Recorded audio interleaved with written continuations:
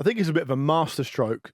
More I think about it, how Klopp has handled this. I feel like I agree with he's you. done it in a way where it wasn't leaked, and he's done it on his own terms, and he's done it at a time which is really going to probably channel a huge amount of positivity into the club, the fan base, and the games they play. It's raining men, everybody. Welcome to the Football Ramble preview show. Manchester United host Fulham in the Premier League, and the League Cup final is here. It's Friday, 23rd of Feb. I'm Marcus Speller. I'm Jim Campbell. I'm Luke Moore. And I'm Eddie Russell. Hello, everybody. It's a pleasure to be back in the studio. Oh, the illnesses can't keep me down forever, Andy. Woo! Yeah. Well, you didn't address. Don't look at me. You didn't address that to me. You didn't invite my opinion on your illness. All right, fine. Yeah. Just a little reminder, though, to catch this week's Ramble Uncut over on the Football Ramble Patreon, because it was a Luke and Jim special. It was special, actually. Flipping. A lot of Brian Adams. Yeah, you found out that Brian has a bar named after him at the Rico Arena. Yeah, it's weird. When we did Brian Adams' chat on there, Jim was kind of fine with it. He was very, very malleable. But I did feel like I needed you with me there, Marcus, because you would have jumped on board and said, "Yeah, I like a bit of Brian Adams," and it would have been fine. Would I have said Yeah, that? I think so. Okay. Yeah.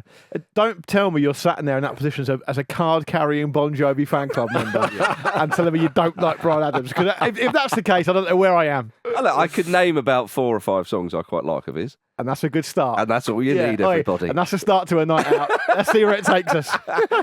Yeah, you wouldn't end with Brian. Nah, probably not. You'd just probably start there. Or Little slow one at the end. Yeah, well, maybe. Grab Depends. yourself a lucky lady.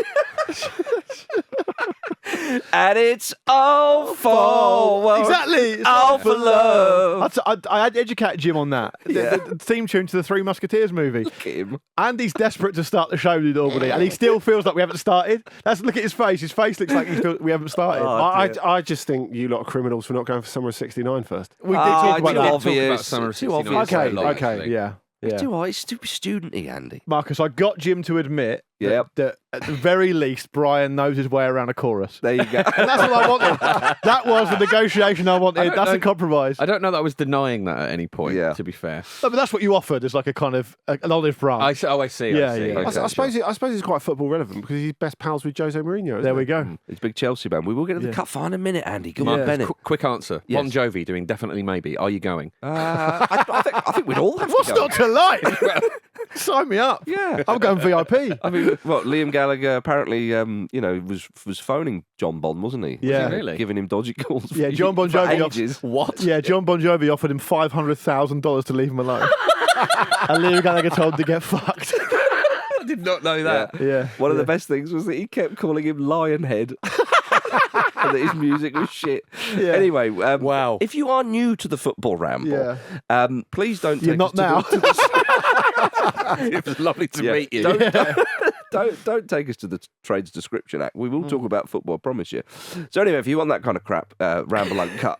What a sell. What a sell. If you want to listen to that and get every single episode from us on the continent up front completely ad-free, then search patreon.com/Football Ramble or hit the link in the show description. You didn't just talk about Brian Adams. You mentioned Queen as well. We did. A bit of Phil Brown. Yeah. Phil Brown led to all of it, really. Yeah, we're keeping the planet. He was the keystone. Keeping the Phil Brown flame alive. Always. The candle must never go. It's like the Olympic torch. Yeah. Phil Brown must always be in our thoughts. That's bronzed fire. Yeah. Absolutely, in a blaze of glory. Right, Yeah. Chelsea versus Liverpool on Sunday, 3 p.m.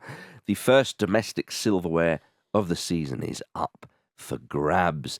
These two faced each other in the Carabao Cup back in 2022. Liverpool won it 11-10 on penalties after Kepa missed the decisive kick. Incredible stuff it was, Jim. It was. It's an interesting one to approach as a neutral, isn't it? 'Cause Chelsea winning is boring. Liverpool not winning is funny. Yeah. Liverpool winning is boring. Chelsea not winning is funny. So Yeah. you have to take what you can from it, I think. Yeah. Are you going to watch it? Yes, I will. Okay, I mean, not a ringing endorsement of this fixture featuring these two fine and historic football clubs. Especially given the prize money on offer. I mean, 100 grand is up for grabs. That won't get Liam Gallagher to leave you alone. For a minute. It's great when the prize money. 5 times that way. Yeah, it's great when the prize money is less than the amount of money that these players playing in it would pick up off the floor if they dropped it. It is 100. There is. I'm sure there'll be a new Ant and Deck show on Saturday night that you can win more on. Yeah. But Probably yeah. be more entertaining as well. Well, I hope not.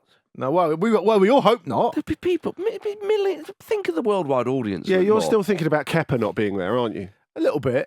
Yeah. I think. You're thinking the cup finals that they had in that season when they both went to penalties. Would you remember when they? But it was an entertaining penalty shootout. It was, and the Kepa had a little lovely old time of it. I think, generally speaking, that kind of more recent rivalry that grew up between Chelsea and Liverpool back, not that long ago. Champions League semi-finals. Yeah, all that kind of stuff. It was around I'm not suggesting the games between the two teams were always boring, but it was around that time when the big teams playing each other was really boring. I know what you mean. It was like a very, very nip and tuck. There'd be a lot of 0-0s and then thankfully we seem to have left that mini era of the Premier League behind because there's loads of goals in it now. Do you think that was an era of football? It was very sort of 4-2-3-1 was the formation. Yeah. And it was stodgy. Like It was, World Cup 2010 was the sort of the apotheosis of it. international- Lots of cancelling out. Yeah. Yes. And We're talking the Jorge Valdano shit on a stick era. Oh, exactly. Great quote from it. Yeah. Yeah, why not bring in Jose Mourinho as well? Yeah. Yeah, why not? But didn't he said that about Jose Mourinho? Did he, or did he say that about Benitez? He was saying that about a particular series of games, actually. Yeah, I forget who it was specifically, but the other thing is that another thing about modern football is that it looks like there'll probably be 16 players across both teams missing through injury in this game, which tells its own story as well, doesn't it? And that's a shame for a cup final, isn't it? Is it a leveler though? Does that make you think that this is a bit more balanced than the league form of these two teams would suggest? I think there's something to be said for that. I mean, I went to Anfield on Wednesday night, and the first half, I think Liverpool's second half comeback was actually quite extraordinary. I know people will look at it and go, "Oh, well, you were expected to beat Luton 4-1," but at half time, Luton had played them so well, and Liverpool started like a train, and then they conceded the goal, and there was such a collective knock to the confidence all around Anfield. And there was a sense of, oh shit, yeah, we haven't got Darwin or Salah or Szoboszlai or Alisson or any of those to fall back on. And there seemed like a group realization of like, there's going to have to be something special to dig us out of that. And I think what they did in the second half, it's ridiculous to say it would be a turning point of their season because obviously they're top of the league. They're in this cup final. They're favourites for the Europa League, etc., etc., etc. But by the same token, it felt like they could have quite easily folded.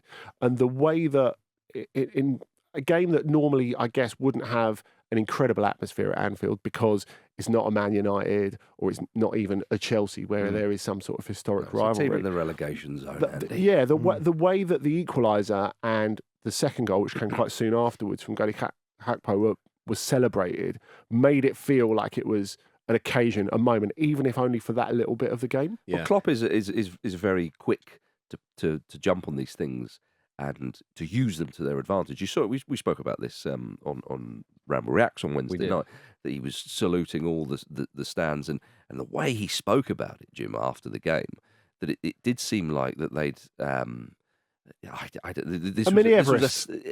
standout kind of performance. And he said what we did in the second half was extraordinary and so on and so forth. I mean, you'd always retrospectively look at that and think they were going to be favourites to win, even with players missing. Cody Gakpo's second goal was a brilliant example of the quality they've got.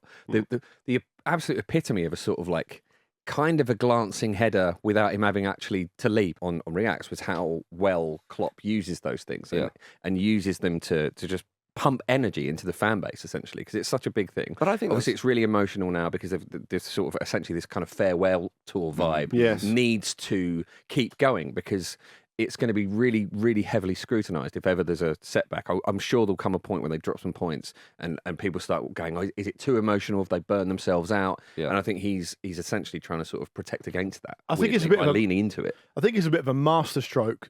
More I think about it, how Klopp has handled this. I feel like I agree with he's you. done it in a way where it wasn't leaked and he's done it on his own terms and he's done it at a time which is really going to probably channel a huge amount of positivity into the club, the fan base and the games they play because they've had enough time to get used to it now, fans. And there's an element of it, I know this isn't really scientific, but there's an element of it where I just feel like now they're just perhaps not going to be denied. Like, I know what you mean. I can't see them not lifting the trophy on Sunday. I just feel like it's not gonna. There would be an exception to that, which would be that the other team was simply so good that Liverpool could do nothing about it. But Chelsea aren't that team. No, I think that's it. I think this idea of Klopp pouncing on the emotion. I mean, let's be honest. when Liverpool came back to win 4-1, that didn't really surprise the neutral. Nah, no way. Exactly, and Andy, I get what you're saying. This is not a disagreement. If you I'll disagree with him if you want. maybe later. I didn't even watch the game, and I'll disagree with him if you When want. we talk about politics, feel free to disagree. And that is how football is spoken about. In Me this and Andy country. are very aligned on politics. We are both very right wing, and that's just how it is. and the snowflakes would do well to remember that. Very well, but no. But when you say that Liverpool there was that feeling of, well, where's Mo Salah? He's not here, and you mentioned a number of the players. Well, I mean, for the neutral looking on, well, you've got Gakpo, you've got Luis Diaz, you've got World Cup winner Alexis McAllister, you've got Harvey Elliott. Yeah. Now, obviously, everything's relative, and they're the ones living it. So they are right to say, well, we don't have those players that we normally have, and that's what I mean. This is where Klopp's, if you like, spin or whatever you want to call it, comes in. Because for me, Liverpool coming back to win that game 4-1 with the plum was just like, yeah, that's pretty standard. Totally. But I Him think when pouncing you on it and look- getting all that energy and so on, and now describing it as the. But I think what that's the Andy's saying difference is- between the result and what Yeah. actually happened in the game. Yeah. In the first half, Luton had it totally under control. No, absolutely. Totally under- But we've seen this many times with good teams going to bigger teams or playing well for a half and so on. I mean, you know as well as I do that can happen. How long can you keep them going? Well, Yeah, usually it breaks. But again, we're talking about what Klopp's doing and into the narrative of Liverpool's season.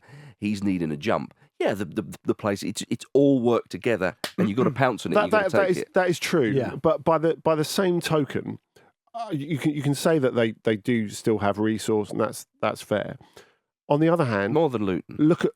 On the other hand, look at the bench, and there didn't look like a way that they could really change it. The only player of really great experience they could bring on was Andy Robertson. yeah. Yeah. Who got an assist, by the way? Yes, that's right. But on the other hand, they end up bringing on Jayden Dance, who did really well. But the actually, point I'm for the last focusing on for the last more- 10 minutes. I think if you looked at that Liverpool 11 that started against Luton, and you said at the start of the season that is going to be the Liverpool 11 for a part of the season, you'd be going, yeah, there's no way they're going to win the league. Yeah, but and that goes into the point that I'm sort of making here is that that Liverpool side is far superior to the Luton side. But Klopp needs to give it a bit of a bump. It needs a bit of a, and obviously the players have done that themselves. And then the fans go, and it all's there, and Klopp has pounced on that and go, right, we're bottling this. We're not just letting it go, oh, nice one, thanks very much. This is a marker. Yeah. And into the cup final they go. Well, this is it, isn't it? With an opportunity to win a trophy, that gets even wilder, really. That momentum. Part of me thinks Chelsea just should let Jose do this one. Let him come in and do just like sort of freelance To make up for The Spurs one. the one that the one that he gave exactly. Ryan Mason. Just like what they did at Anfield that time when Steven Gerrard slipped and just spoil the party when no one's expecting it. I mean, are we giving Chelsea no chance here at all? They are unbeaten in 2, which is good for this iteration of Chelsea. It's not that I'm giving them no chance at all. I just think perhaps the added bit of information about the discussion the guys have just had is just that I felt a bit. I didn't watch the Luton game. I watched the highlights later. I didn't see the whole game. But if it was anything like the Brentford Man City game of the night before, it just feels like an element to it where it's just like it's really fucking exhausting. Yeah. Playing against those teams for so long. Yeah. And Luton may well be able to keep it under control for even an hour, but that doesn't matter because they run out of steam after that. And it's what Brentford did. You could also say that was what happened to Chelsea at the Etihad as well. Yeah, which right. is a similar thing they're going to have to deal with here. And of course, it's a cup final, right? So you've got players. There will be players in that Chelsea team who have got experience and who've done things at a good level. Players like Raheem Sterling, to a certain extent, Ben Chilwell, who's very experienced. You've got Conor Gallagher, who's having a good season, really. The standout player that Chelsea have had this season has been Cole Palmer, who obviously just fears absolutely no one. So it's not. I'm not saying that there's no chance. I'm just saying that for me, it feels a bit like, despite the players they've got missing, Liverpool don't seem like they'll be denied. I think it's annoying for them from their point of view that Alisson and Diogo Jota are out. I think other than that, I think they'll handle it. I mean, but Gallagher has played. Yeah, In the final, he's in played that- regularly in this competition. In that final, and Scored a pen in a shootout. Exactly, yeah. So it is a plus for Chelsea that Alisson's not playing, but I mean it was before. Yeah, so I mean, you take what you can. Pochettino has obviously famously never won a trophy during his time in England. It's a chance, obviously. It's a final for crying out loud. Chelsea also waiting for their first trophy of the Todd Bowley era. It would be nice, Jim, for old Todd to get some affirmation if they won this trophy, wouldn't it? He'd be like, Do it for Todd. he would be delighted, wouldn't he? It might. Jim, do this episode of the Football Ramble for Todd. Todd's Okay, I'll do trophy. it for Todd. Todd, if you win this trophy, it is vindication of your methods. Double down. Brilliant. Double down. Oi, Spend. I'll tell you what, £1 billion for the cup. But the good news is you get 100 grand back when you win it. Exactly. Of course, if they do win it, You get what? If they do win it, they qualify for the kind of preliminary rounds of the Europa Conference League, don't they? But because They might not be able to enter. because they might not be able to enter it because UEFA spending caps are different from the Premier League, so they might have to ask to be banned from Europe for a year. So I know for a fact that Todd's going to be at the game. I Yeah, read it earlier. And I would like to be the one to Have you tell- been checking Todd Copter on the old Yeah, flight trackers? I have, yeah, I've been I love following the him. way Yeah. you word stuff. Well, I know for a fact. Why? I read it in a national newspaper. Tell me what part of that's incorrect. I said I love the way you do it. Thank you. I would like to be the guy who goes there and tells Todd that he can't get in the European football next season. Like when was it Jeff who did it to Nemanja Matic. was it Matt? No, No. Ivanovic. wasn't it? Ivanovic. Yeah. Yes. No, but I mean, there is still a speculative element to this because we don't know exactly what the sums are. Sure. But I kind of like the way that it's been built up as they're playing for the right to serve a European ban next season. To get that out the way. Yeah. So, because they're going to do the same that, say, Juventus will do, like, that competition's a bit too shit for us. So, we're going to serve the ban here so we don't have to serve it in a season where we qualify for the Champions League. And it's also arguably an advantage because if you're Chelsea or Juventus and you've won the big one, right, you get far fewer games. It's a bit of a shit show, really. It's an easier sell to fans, isn't it? Definitely. Yeah. If you said to fans, in this time of year, February, March, April, when it starts to get busy and people get tired and injuries come in, if Aston Villa are in a position where it's a straight shootout between them and Spurs for the top four to get into the Champions League, do they want to be playing the Conference League? Really? They've won the big one already, Villa. I know it's a while ago, but they have. They're a big club, Aston Villa. It's one of those ones where Europa Conference League. I think that's slightly different, Villa, because they haven't won a major trophy in such a long while. I think if you're Chelsea, it's an easier sell. It is isn't definitely, but the Europa Conference League, for example, there are some things to credit it. It's interesting for teams that perhaps wouldn't be able to get a look in it. Well, for Roma, it was massive, and I think similarly as it would be well. massive Yeah. for Villa. Yeah, it was huge. for fine. them, So yeah. fair enough. So Villa are maybe more in that category than Yeah. Chelsea would be, but for teams like Juventus and Chelsea, it's a fucking distraction. Yeah, Like, no, what's the point? I do agree with you.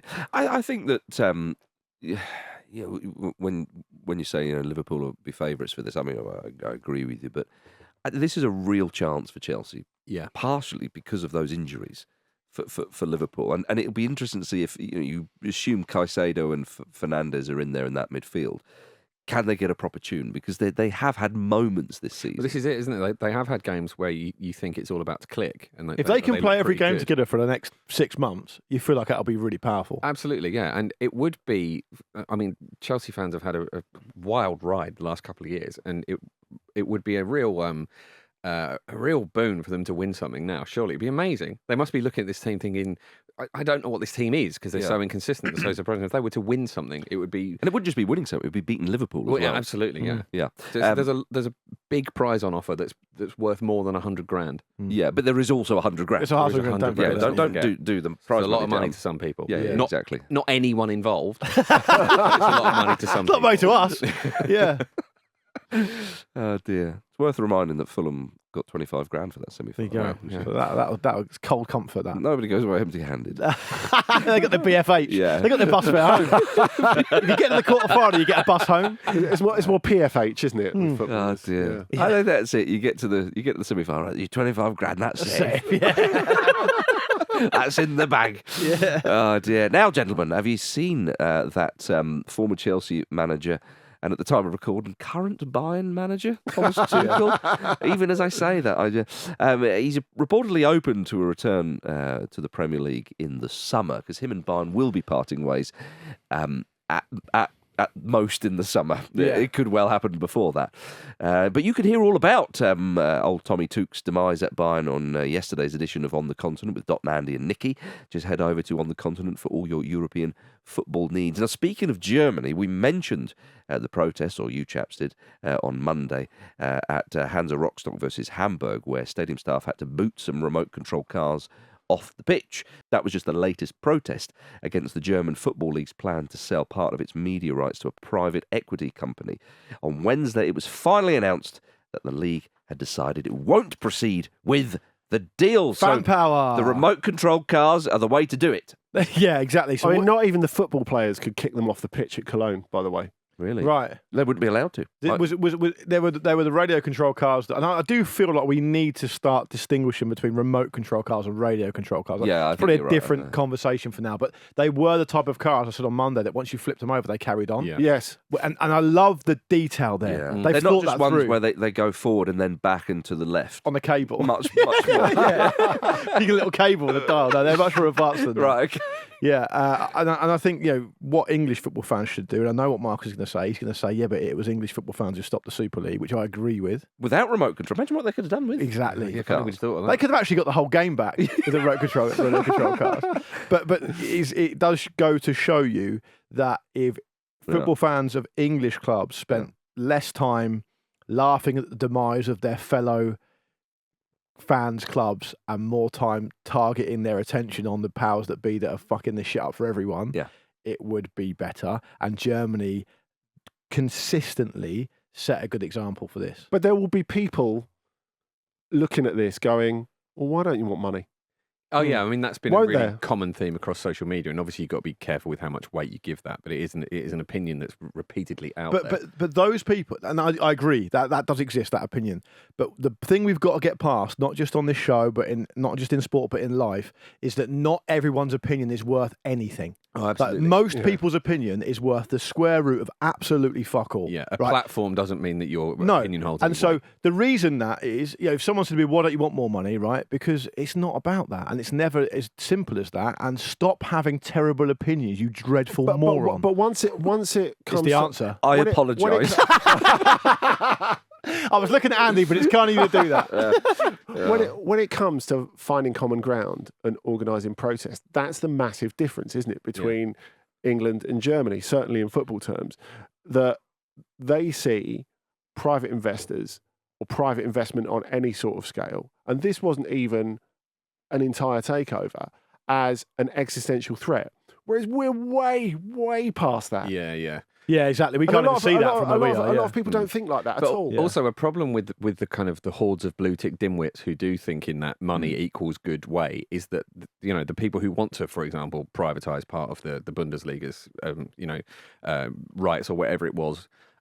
Is that they use that as an example of why it's a good thing, and they sort of try and herd those people and grow that voice and use it as opposition to get what they want. Because these days, everyone in pretty much all walk of life is obsessed with the price of everything but the value of nothing. Absolutely, There's and it's no value at all. It is so laudable that these fans have managed to get together and be so disruptive across so many different sets of fans as well, and coordinate this protest. It's really, really great. Very much well done to them. Can we borrow the cars? Is what we're saying. Yeah, Can we have them exactly. over? We need And the cars. We'll Just- pay the Brexit duty and just get them imported. Yeah. Some of the There'll be organisation as well. Some of the infrastructure.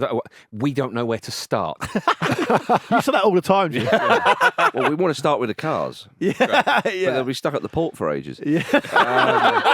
Pete Donaldson knows. Yeah. Right. Anyway, back to the Premier League, where money doth run wild and free.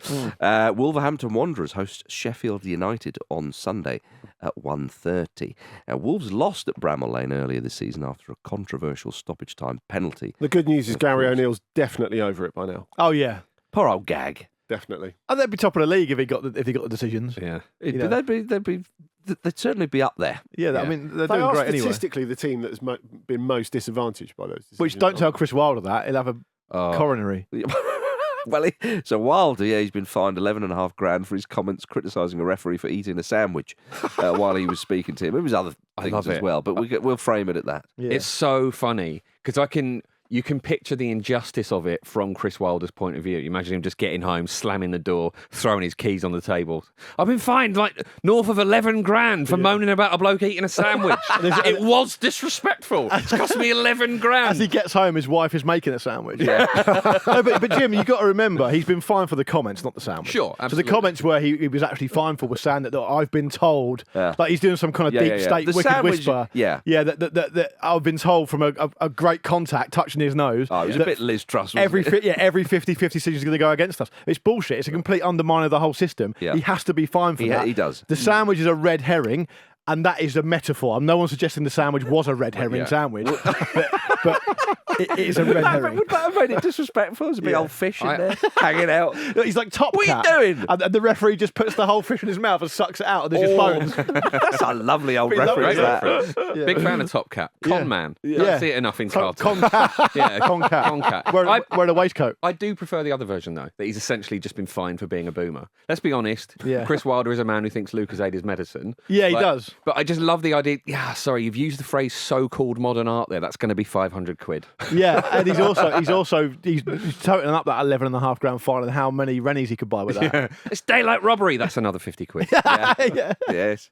You can't say anything these days. Another Come on. grand. Is he exclusively talking to the teacher in Go on. This better be worth it. what's it called? Not now. Is he exclusively talking to the teacher from the Breakfast Club? Is that where this is going? It was worth it. It was worth it. He could be. I like Chris Wilder as the teacher at the Breakfast Club, don't you? I reckon he'd do a great job of it. Yeah. He'd say to all of the film would be about 10 minutes long. Stop your fucking moaning. Yeah. Shut up. Yeah. And sit down. That'll be it. Can I cross the halfway line as a fullback? That's a fine. It's another Saturday detention. Yeah. I'm just enjoying how grumpy he is so much. He wasn't this grumpy before, was he? He'd put all the players in Saturday detention they wouldn't be able to play. Oh, good old Chris. The thing is, it's a massive distraction from the fact that like his team are garbage. Total garbage. Well, you can't. It's the team. It's not It's his difficult, team, isn't it? really. Because he did so much great work there before, but he's come in now at a time where that's all been dismantled and is irrelevant, and he's essentially been tasked with doing a firefighting job. It's really, really difficult. But he's doing it badly. Yeah, I mean, sure. I mean, but his I don't know career has anybody. essentially been dismantled in the meantime. Sure. Because it was all building to when he got Sheffield United in the Premier League the first time. What he'd done at every different level was so laudable. You know, you look at what he did at Northampton, what he did at Oxford. I mean, it was a really fascinating modern coaching story. Yeah. But since then, it's gone south big time. So the fact that he's come in to try and revive it is just an admission that there's no money in the cupboard is bare, really, isn't it? Oh, it's the situation. I don't think you can. I don't know anybody who could go in there. But it's his demeanour. Like Andy's absolutely right. I mean, at that time, I think Northampton might have been the same league as Portsmouth, so I remember following them, and they were amazing. And it's almost like he's gone from aesthetically, he's gone from like Graham Potter to kind of Nathan Jones. yeah. Like, do you know what I mean? It's like Yeah, he's the stuff he says is getting more and more risible. And I suppose that's because he's under pressure, and because in the Premier League it's really unforgiving, and his team are getting whopped all the time. And Is it also a sense that I'm only going to be in the Premier League for this little period of Yeah, time? that's it, So yeah. let's just go mad. down swinging, Yeah. essentially. yeah, definitely. Go down that's right. moaning. Yeah, Gary perhaps. O'Neill tucking into a little sandwich on the bench. that'd be brilliant. That'd be a great wind up. That would be good. Now, I wanted to bring to everybody's attention Joao Gomez. Or Gomes, Andy? Gomsh. No, it'd be Gomez because he's Brazilian. Oh, okay. There we Oh, go. right. There we But go. if he was Portuguese, how would they say it? Gomes. It would be Gomes. Yeah. I regret now he's not Portuguese, but anyway, that's between me and him. He scored 2 goals for Wolves, of course, last weekend in the victory over Spurs. His nickname, everybody, is the Pitbull. Mr. Worldwide. Come on, Mr. Worldwide. Mr. Premier League. Okay, so it's a gig, Marcus, that you've got a ticket for. Here we go. It's Pitbull. Who am I inviting? It's Well, you wait and see to hear what it is. It's Pitbull cosplaying as John Bon Jovi, doing the whole of Definitely Maybe. Are you going? I think I could invite anybody to that. Yeah, it's something for everyone there. Isn't it? Exactly. And then as a plot twist in the second half, it's actually Liam Gallagher Right. dressed as Pitbull doing Bon Jovi songs. You don't know where you are, but you're having a great time. Yeah, I don't. Well, I do know where I am. I'm there. Yeah, There's you're in nowhere the else moment. to play. In There's the nowhere moment. else to be. Yeah. Coming up in the second half, we've got Manchester United, we've got Aston Villa, and we've got Joe Hart. See you in a minute. What's wrong with being a journalist? For me? Yeah, what's wrong with being a journalist? Oh, I'm a manager. My life is better than yours, so. Guardiola speaking to a journalist there. Yeah, and isn't it just amazing how as soon as a manager makes a joke that's quite funny, all the other comradeship in journalism just goes like rats leaving a sinking ship, and they always go, look, I took the piss out of you. Yeah. But there's no solidarity whatsoever. But it was quite a funny I line. think they should have turned on him. I think so. I think it should have just been greeted with silence Right. and said, please respect our profession, is what I think should have happened. But obviously never going to happen, is it? No, but maybe though they'd been a bit jokey, and I don't know. It's the most emasculating thing to happen in a press conference since Louis van Gaal got tucked into Neil Custis. Yeah, but we were for that though. Oh, it's amazing. Yeah, it's amazing. Anyway, right. Well, from one current Man City man to a former Manchester City man, Joe Hart, he's announced that he'll be retiring from football at the end of the season. Yeah, I want to express my sympathies to you here, mate. It must be a difficult time. How are you feeling? Yeah, One more go on the waltzer in the summer. One more go on the England waltzer. Get him in the third choice. Come on. I did think to myself, is this him? Just come on, Gareth. You've earned this. Joe, you've earned this.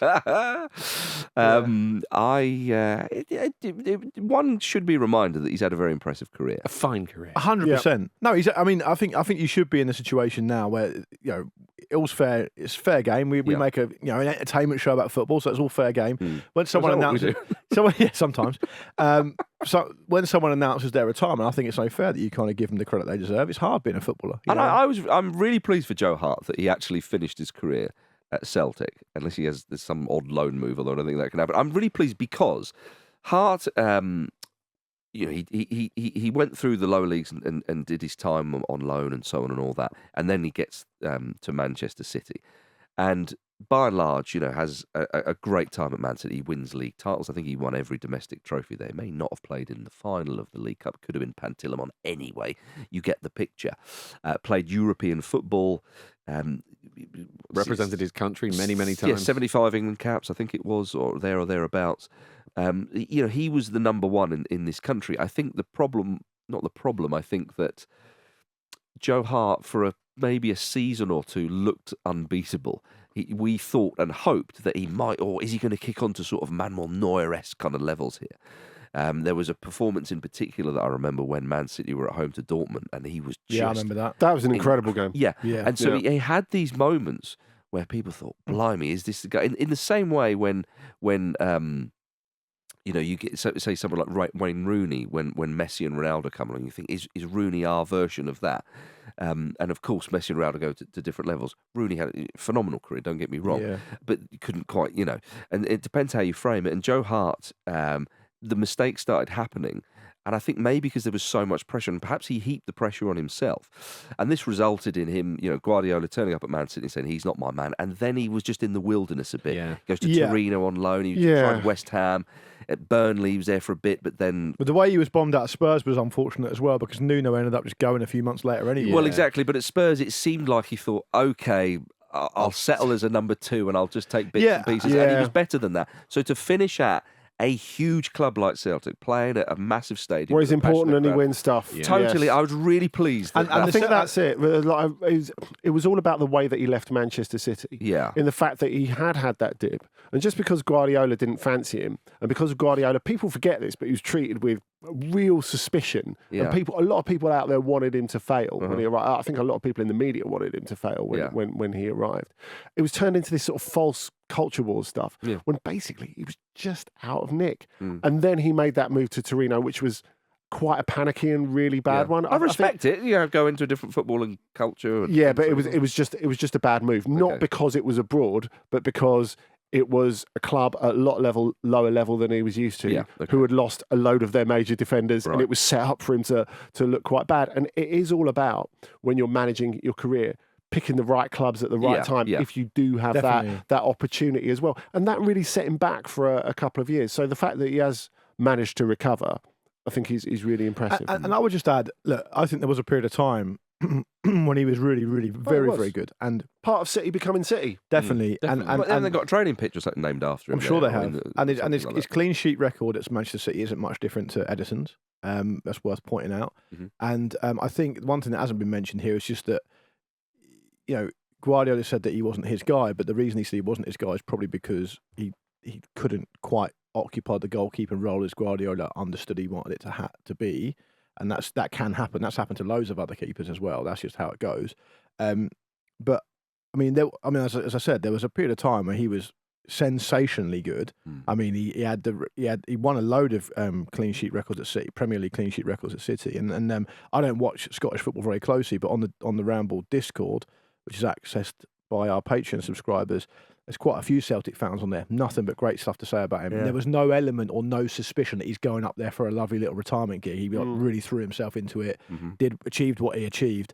And I think people are very, very appreciative of what he did up there and how he threw himself into it. So look, it's been an amazing career. I mean, 75 England caps, isn't it? I mean, that doesn't come by accident. That's an incredible effort. You know, I know England team plays a lot more games than it used to, but 75 games for England is big. England, even at their worst, are never that bad. And for him to occupy that jersey for such a long time tells you everything you need to know about his quality. And I think he deserves to be credited for that. Oh, that's fair. I think that's fair. All right, back to the Premier League. Manchester United are hosting Fulham on Saturday at 3 p.m. Of course. Still the current holders of the Carabao Cup, Manchester United. They won't be for much longer. Now, what do you think of new co-owner Sir Jim Ratcliffe doing his first broadcast interview with the BBC this week? Interesting takeaways, you might say. I mean, it's you're a fellow Jim. What did you reckon? Goodest place to start as any. Fellow Jim billionaire. Yeah. More insight. More pollution. Lot of bad gyms out there. Davidson, Ratcliffe, Fitness First. Many of them. But and some are not alive, of course. Indeed. He means Jimmy Savile. The ones we don't talk about, absolutely. Sir Jimmy Savile. He is adding to this pile. Sir Jim Ratcliffe. Yeah. A lot of bad nights called Jim. It's surprising. Although I suppose it is something to aim at. Sounds like if I ever want to sort of turn heel. Sounds like a Charles cartoon series. The Bad Nights of Jim.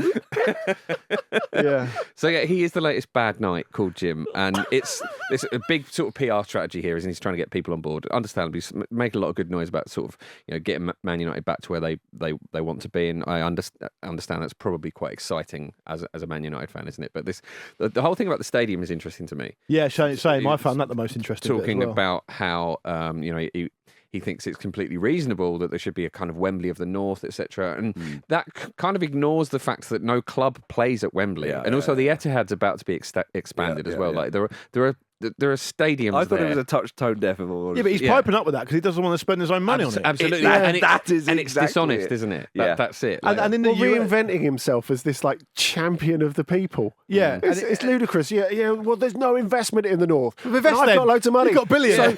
So, government, you invest in the North. Yeah. Well, now's your chance, big boy. And recently, government, you've got a very, very good track record of just doing whatever billionaires say. So why don't you continue that and invest on my behalf? Now, look, I think there's a bit of context here. I think is interesting is that in the US, it's pretty regular for sports stadiums to be funded by the locality, whether it be the state or whatever. And I personally believe, as someone from the outside looking in, while fully admitting I don't know the nuances and the actual detail of it, it's a scandal, really, because it's far easier for billionaires to own sports franchises in the US and then get the locality, the state, whoever it may be, to build the stadium because they hide behind this veneer of, it's going to be great for the local area, for jobs and all the rest of it. The reality is, yes, people do get employed by it, but it costs an incredible amount of money these days to make a modern stadium. And I think, as Marcus says, tone deaf is absolutely right. If you've got billions and billions in your bin and you want to be a legend and the saviour of Man United, then go and be the saviour of Man United. Do your thing or don't. Don't try and have it both ways because it looks, at best, tone deaf, and at worst, you look like an idiot. Do you not think Manchester United are the saviours of the North? I think what do you think of the? Do you think Liverpool will be? They are the pride of all Europe and the cock of the North, as they sing. Do you think Liverpool will see it as a national team? Perhaps Well, I'll tell you what will happen. Leeds, they'll see it as. Marcus, thankfully, Man United have done us all a favour. If nothing changes, I'll tell you exactly what will happen. They'll get the new stadium, and the first game will be Liverpool home, and they'll get whopped about 5-0. That's what will happen. Can we have a moment on the perch as well? Because he said he wants to knock Liverpool and City off their perch. Oh, yeah. And he's obviously referring to Alex Ferguson saying that. Who did took do it. over at Man United. Well, that's it. Alex Ferguson did knock them off the perch. Man United are currently at the top of the perch because they've won the most titles. And that's what that referred to. It's like, they've shat all over the perch, know that, haven't they? Yeah, they have shat all over the perch, definitely. Maybe that's Sir Jim's way of saying, like, cryptically, I am going to replicate Sir Alex Ferguson, by which I mean I will be the next manager of Man United. That'd be amazing. Another night of the realm. Can I just say, you guys are talking about him being a morally bankrupt skinflint, but at least he's prepared to pay up for Dan Ashworth. That's true. That's true. He's gone after him, hasn't he? You're right, Andy, at least. Yeah. There's that. He said it's absurd that Newcastle have placed Dan Ashworth on gardening leave. It's absurd that we should ride in here on a white horse and say we're going to get the best of everything, but we don't actually want to pay for it. Yeah. It's only absurd because it's not what he wants. Yeah. And it's also because what Andy's referring to is the fact that he could pay the money to leverage him out of his deal right now with Newcastle, but he's refusing to do so. So he's just letting him rot on gardening leave for however long it takes, right, till the end of the contract, and then he'll take him. And he made some comment about how, you wouldn't have managers doing that to players. And again, it's a false comparison, isn't it? It's just completely self-serving and dishonest. Depending on the context and all, gardening leave can be a lovely old job. Oh, yeah. Yeah. I'm sure Dan will be fine with it, won't he? Full pay, doing fuck all, great. Tough gig in Newcastle, that's for sure. Yeah, exactly, yeah. But what about Fulham? They're swinging into town. Looking to upset the apple cart at United. Well, no one's talking about them. Yeah, Certainly not on this podcast. Have they got a chance? They do have a chance. They've got the new stand isn't ready. If we're going to talk about the stadiums and all that kind of stuff, it does serve a specific part of the south of England. Yeah. Are you shouting Fulham for the new national stadium? Well, to be fair, Marcus, definitely, couldn't they just do a whip round with a bucket in the stadium and pay for that in one afternoon? Yeah, Oh, I probably see. could. one row for 10 minutes. absolutely ridiculous. People go, oh, mine's tied up in equity. Speak to your broker. All right. Look, aristocracy is not what you think. Okay, but look, I think Fulham. Talking about the game itself, Rodrigo Muniz is What a player. 4 in his last 3 games. Fired on his feet. He was when we went to go and see them. Yeah. He was brilliant. He was. Absolutely brilliant against Bournemouth. Yeah. And I think that a goal at Old Trafford would do him lovely. I think I can see him scoring at Old Trafford. I can.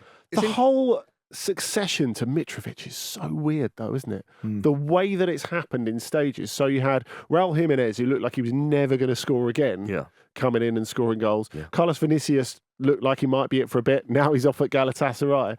And Muniz, who didn't look anywhere near it a couple of weeks ago, now looks fantastic. Yeah, I know. Well, Raul Jimenez will be very, very happy with that review from you, Andy. He scored 5 goals total for Fulham in the whole time he's been there. Yeah, a lot of them came recently, though, didn't they? Well, there was a glut. It was very James Beattie-esque, wasn't it? James Beattie built an entire career, including England appearances, I think. Did he play for England? He did, yeah. I think he might have done. On about 4 months over Christmas one season where he was sensational. Free kick at Stamford Bridge? Yeah, I think that was part of it. Still the best review you've ever given to a Southampton player. And the best review a Southampton player will ever get from me. But I thought Muniz was impressive. I thought he looked like that. It wasn't just that he scored. He scored 2 against Bournemouth, Marcus, did he? When we were there?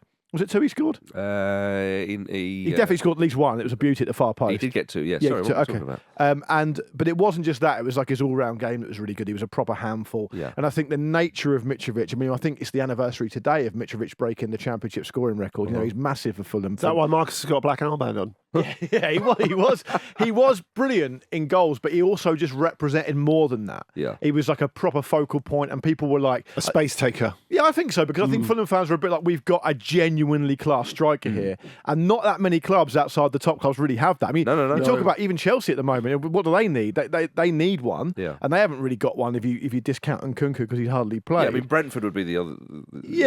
right. So if you get one, it's like a real jewel in the crown. Totally. And so for Fulham to have lost him is a real blow, as Marcus has already articulated on the show many, many times. But if they can get someone who can be a real kind of graduate into that position, and I just thought against Bournemouth, he looked like he could bring the all-round game. It wasn't just like he was hustling and bustling. Presence, not just goals. Yeah. Delighted a lot of Fulham fans because he's been at the club for a long time. Yeah. He's still a young man, and he came across from Brazil, of course, an even younger man. That's how time works. And he went on loan at, was it Middlesbrough? And it was one of those players where you think, are we ever going to see this sort of click? Now, of course, it's early days. It's like Harry Kane. Yeah, it is a bit. Yeah. I think he'll be bigger than Harry Kane. Will he get a statue like Harry Kane? That's the question. Sculpted by his brother. Yeah. Well, they love a statue at Fulham, didn't they? Apparently, you heard about this Harry Kane statue. I have, yeah. The Schrodinger's statue, really, isn't it? It was sculpted by Charlie Kane. It was, apparently, there's a statue of Harry Kane. If you didn't know this, in storage, in up by Chingford in North East London, and it was discovered by somebody. And they were like, "Oh, right, but we haven't seen any photos of it. Like, give us a snap." Because apparently it didn't meet regs to be on the platform. They wanted to put it on the platform of Chingford Station. So hang on, do we think that there is a warehouse at Chingford that has a load of football statues in there? Maybe that's where they've hidden the Zlatan statue. Remember they had to take it down to protect it from the Malmo fans. Like Terracotta Army, but with football. Yeah, that'd be amazing. I heard that Charlie Kane got genuinely confused between his actual brother and the statue. And for all we know, there could have been a swap where Harry Kane could have been in storage for years, and the statue was actually playing for Bayern Munich. That's what Thomas Tuchel argued the other night. But, I won't think that is going fine for Thomas Tuchel is the amount of goals Harry Kane's scoring, though, isn't it? I Yes, mean, it's one thing is going on. That is one thing. But yes, so that statue had a release clause. I don't think Muniz is going to get a statue anytime soon at Fulham, but it was delightful when you see that player just do something great, especially in the Premier League as well. He's been on a long journey and so on. And like I say, who knows where this could go for him now. Obviously, in Fulham's case, you want it to go all up and up and up. But yeah, it was the fans were really, really delighted. He's that type of player, and you think, oh, look at his little face smiling away. So let's have you doing bits at Old Trafford tomorrow. I can see him getting a go at Old Trafford. I really can. I think Fulham are going to win. Up You yours, do? everybody. Yeah, why not? All right. 2-1. Is that the game you chose in the Betfair section? It isn't. No, coward. Carry on. It's It's cowardly. It is cowardly. How is it cowardly? Because if that's what you sincerely think, you should have chosen them. Yeah, but it's not what I've got other opinions on the other games as well. Fulham are in your heart. They're in your soul. Yeah, all right. Yeah. Well, they're right. Accept the charge of cowardliness and we'll move on. I'm not accepting that. Okay. Can we both agree that Andy's a coward? We can. Okay, let's move on. There we are. And yours was not proven, according to Scottish law. Aston Villa versus Nottingham Forest. After winning 16 of their last 17 league games at Villa Park, Aston Villa have now lost their last 2 there. Go and get the banner. It's piss poor. Go get the banner. It's not good enough, Andy. It's a big one. It's a derby. It's the European Cup. Yeah. winners, Absolutely. as Luke would say. Absolutely. But Would I if say it that? I feels- probably would. Well, you were talking about Villa and their recent European trophy. I wins said it was earlier, quite a weren't they? while ago, but they have won the big one, is what I said. Roll the tape. The year I was born. Yeah. There you go, exactly. 1964. So they should be happy with that and just move No, on. it's not That's what I'm what- saying. that's what you were saying. It is a lovely one that Aston Villa have won. It is. Aston Villa have been European No, champions before. I think I feel a certain warmth to this fixture because of, Oh, it's a because of classic. those reasons. It's a classic Premier League it's a big Premier League game, this. I don't Yeah, think and you I just have think- to say Premier. I think English football. Fine. I agree with that You as know? well. Yeah. And the fact that Forest got back on the wagon with that win against West Ham last week, it feels as if there's something in it. Especially as Villa really needed that win at Fulham last week. Like, really needed that win at Fulham. And they had to, like, quite grimly hang on at the end of it, didn't they? I could have done without it. But yeah. I didn't need it, Andy. No, When okay. are you going to think of my needs? but it's, We've yeah, talked about your needs already. We've been Oh, talking right, about true. United Fulham for I tell you what, the return 5 of minutes. Pau Torres from injury was seen as a big need for Aston Villa, though. it's a big boost for them. And this is crunch time for Aston Villa. You know, I mentioned at the start, a bit earlier in the show, it looks like it might shake out to be a straight shootout for fourth between Villa and Spurs. And Spurs, Spurs on paper, as in I know they lost at Wolves at home last time out. They haven't really. I mean, it's interesting. Ange Postecoglou's comments around how they haven't really been in control of games. They seem quite vulnerable. It's really interesting. And if it's a straight shootout between them and Villa, Villa need to get some of that secret sauce back that's been so good for them at home. Because to lose your last 2 at home after being so good is a real surprise, really. But you say that. Do you think, if you look at the amount of points that Villa got in 2023, I mean, what was it, over 80? It was mad. Yeah. That is totally unsustainable. So you just think they can't sustain it, You right? can't start thinking of that as the standard. That they're even in the mix for the top 4 in the back end of February. It's just a huge But- compliment to Emery. Yeah, and totally. And Emery's done a sensational job, and no one's It just taken that away depends how from you him. look at it, though. Yeah, I think the games they lost at home were to Newcastle United and That's Manchester United. They could have won both those games. Yeah. It wasn't like they're playing Man City and Liverpool. But the fact is they could have won those games and they did okay. You can find encouragement from that, which Emery did. He said, we haven't played badly here. And I think that's an important thing for Aston Villa to And they should beat hold on Forest, to. who are overall Yeah, they a should. fairly poor team. So Of course they should, yeah. I mean, Villa are favourites here, but the fact is, as Andy said, they're 4th position. 11 points off the top with a game in hand on Liverpool, Jim. The danger is still believes, man. Forest coming off the back of a win, which they badly needed. They've got but those it's against potential West Ham, points. though. Yeah, sure. I can find you 11 men, women, and children by the end of the day that could beat West Ham at the moment. And afterwards, they'd all have the wind in their sails, which is what Forest have. Fair enough. Speaking at cross purposes, I understand that. Yeah. I've ready fire aimed there, haven't I? I haven't listened to what you were saying. Yeah, fair enough. Yeah. So, I mean, that is the danger for Villa here, isn't it? You would think 3 home losses in a row is probably unlikely, but I wonder if there's the potential for a sort of delayed reaction as Everton had with the way they started just playing brilliantly after the points deduction, with Forest having this hanging over them. They know that they've got to just pick up as many points as they can by hook or by crook, and surely at some point that's going to start kicking in. They were really good against West Ham as well. You have to factor that in. And the thing about Forest now is they're scoring goals. They are scoring. Yeah. And Aston Villa, if you were going to be ultra critical of Aston Villa and talk about what will cost them, despite it breaking Marcus's hearts into tiny little pieces, they won't win the league this season. And the reason they won't win the league this season is because they concede too many. They concede far more than the teams above them. Yeah, and I think the loss of Boubacar Kamara is big. Because if you're looking for someone to provide that bit of steadiness, especially when you play a high line like that, you need to effectively replace him. If Forest, if they've got Awoniyi there and Alanga and so on, Are you saying he's going to go on a BTS run as well? Possibly, but I'm just saying that there's an obvious tactic here. For Nuno to try and have a go. And Emery's back line at its best. The back line he's drilled into that Villa side is the best in the Premier League at its best. It's so good. This will be a really but it's not been as good. It'll be a really interesting test of that as well, isn't it? Because Nottingham Forest are so good on the counter. We've seen many times part of the plan is essentially use that really good spine. When they've got everybody fit, indeed, they can counter. But they've got that spine of Murillo, Gibbs, White and Awoniyi up front who are, they are, it's brilliant through the middle. All of whom are available. Yeah, absolutely. So I think we're going to, it's either going to be a game with sort of like 15 offsides in it and it's going to be a bit dull, or it's going to be end-to-end joy. Yeah, it's not dull if you like offsides though. Well, absolutely, and love it to do. Yeah.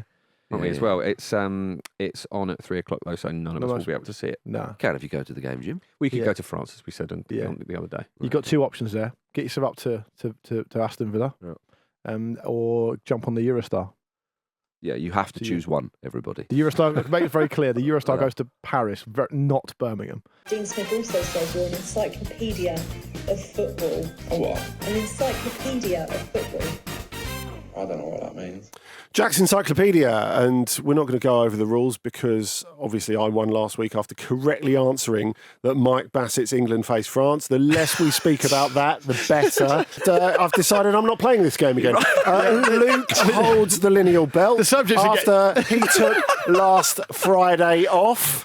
Well, the thing is, it's no coincidence that I've started to do all right when the subjects have got more and more ridiculous. I think I won when I had to just name an airport last time. So I got done on airports. Yeah, I wouldn't take it as a genuine reflection of football knowledge. I did win on city, British or English city population. Yeah, so I think Jim has hit on something. Classic bit of Morzo winning and then taking his ball home. Congratulations. And I would say anyway, let's proceed with the game. You know the rules. It's a simple game of categories. If you go too slow, I'll play Gary Neville's orgasm, which will leave you 7 seconds. I'm not putting up with any shit because we're running long. We've got to get on with this. Okay. Category 1. Bon Jovi albums. 420 options. Category 1, Lionhead. Players who started the 2022 EFL Cup final between Chelsea and Liverpool. Of course, there are 22 options. There are. And Marcus Speller is going to start us off. Oh, I'll have Virgil van Dijk.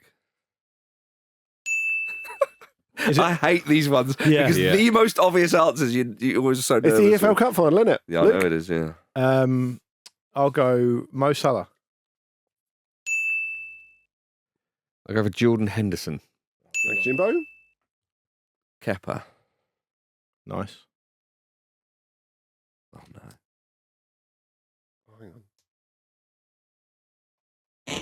Oh, Marcus is out. You're joking. You're thinking of the one under Sarri, aren't you? 2022 EFL Cup final.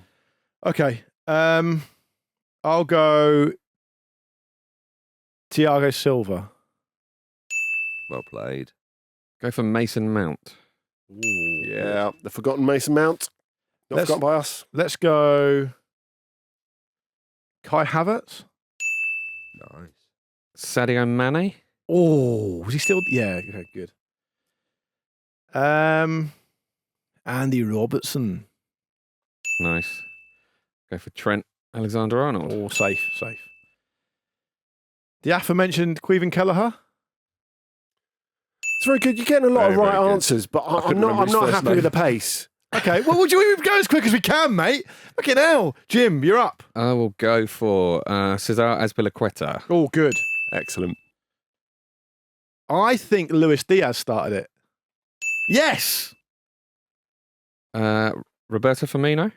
Oh, he's gone by then, hasn't he? He must have gone. No, he was still there. 22, wasn't it? Yeah. Oh. Well, he wasn't starting then. Then he was probably a sub by then. So there you go. 1 point to Luke. I also have Congrats. Mateo Kovacic. Is he in there? Yeah, you did. Okay. That would have been correct. Antonio Rudiger, Christian Pulisic, Edouard Mendy. Yeah, because Kepa was brought on. Fabinho, Joel Matic, Marcus Alonso, Naby Keita, N'Golo Conte, and Trevor Chalobah. So there we go. Trev. One for the defending champ. For the Bit of champ. confidence. Here we Bit of go. confidence now. Jim, But the this is pressure. where we do tactical voting. I feel like Reform UK. To Andy's Tories. And Yeah. accordingly, the pressure is on you, Mr. Moore, as you start with one of the 20 clubs Mark Clattenburg gave out the most yellow cards to. I mean, this is It's a guessing game. It is a guessing That's a game. guessing game. Yeah. Okay, so what year was he in? Can I have a little bit of time to think about this? No, you can't. No. What year was he referencing? It's a guessing game, isn't it? I mean, it really is. Fucking Portsmouth. They were shit. Yeah! I'm just thinking of teams that were shit and have the Ah, Yeah. dear. Let's go for Spurs. ball. Oh, nice. Everton. Very good. Safe bet, I'd say. I'm just glad I'm still in it. Oh, just fucking name a club. Blackburn. Very good. Crystal Palace. Just name a shit team and never have the ball. What have you got to do? Sunderland. Oh, the Sunderland clause didn't work. Wrong game. So I went first, so Marcus is out, right? Yes. Yeah, okay, Yeah. so it's back to me again. Yes. Jim, you have the hopes of the nation on you Okay. here. Yeah. I am literally just naming shit teams. Bolton Wanderers. Come on, Jim. West Come on. Brom. Oh, Yes, Jim. Come on, Jim. For the sake of, Would he been given a lot of big games? for the sake of democracy, Jim. Burnley. God's sake. How was Sunderland not in there? Villa. Go on, Oh, Jimbo. Jim. What a shootout this is. You said Everton, right? Yeah. Don't say that, Jim. You Lib Dems over there. Liverpool. Oh, just a guess. hell. It's just a guess, isn't it? Arsenal. Oh, my You've goodness got, me. you've got to go for your own club first, surely. You think, oh, we're really hard done Well, by. to be fair, I did say shit teams and never have the ball, and he went Spurs, and it was right. This is incredible, Red. I can't even remember the teams that I have don't been think named. anyone has come back from Stoke three City. countdowns Stoke City. before. I think that's This a good is shout. unbelievable. Really, really good shout. It's unbelievable. Man United. I said it. I said him. Did you? No, he didn't. No, you've never said Man United. And they were in there. Oh, Jesus, Jim. This is good. This is incredible. Chelsea. We must have run out, man. No, you've still got a few to go. Man City. There it is again. Why did I say Big Sunderland? teams, just It's a big man, teams isn't it? now, Yeah. isn't it? Yeah. West Brom. I've said them. Oh, Ah. So, Jim, to Come on, take the Jim. point. Did you? Fulham. there we go. What a Just teams that were round. in the Premier League a lot. Yeah. Basically. Yeah, that's what I Yeah. was thinking. Because But- Pats is big time. That's Yeah. why I went wrong with Sunderland. Yeah. You're going to start thinking Gary Neville's your ringtone, aren't you, after that? I mean, Yeah. blimey. So the was great remaining stuff. ones, it was excellent. The remaining ones were Queen's Park Rangers, Southampton, West Ham, and Wigan Athletic. Got 16 out of Very, 20. very well there. Very, very good fillers. Okay. That was Wigan, one we of would the- all have fallen down on Wigan, surely. I'm now satisfied that it's been a reasonably decent defence of the title. So Yeah, I don't want to embarrass myself. So there we go. that was one of Imagine the if all-time Pochettino rounds. says that tomorrow. We've come this far. I'm happy with it. Before the game. Well, top that because that was one of the all-time rounds of Jack's Encyclopedia. So 1 to Luke, 1 to Jim, none to Marcus Speller as stands. Jim is going to start the 16 teams that Derek Adams has lost Oh, the most games Oh, against. my goodness. Derek Adams has what? Lost The most games against. So teams that have given his teams a battering. Yeah. Oh, my goodness. This is a guessing game for me. Big time. Portsmouth. Fucking hell. You've done me a solid there because I probably would have started with that. Come on, help me out. Bradford City. Well, so I've just got to name one. Yeah. I mean, I would say he's done the majority of his career in Scotland, so Celtic. Oh no, Luke! There it is. You just guess a big Scottish team, and that's the game. Oh, I dearie could have me. gone Rangers, but I decided to go Celtic. It's come out for me this time. You could have gone Rangers, and you would have been wrong because these are the other answers. You could have had, of course, you've got to remember the League One and League Two teams: Accrington Stanley, Blackpool, Cambridge.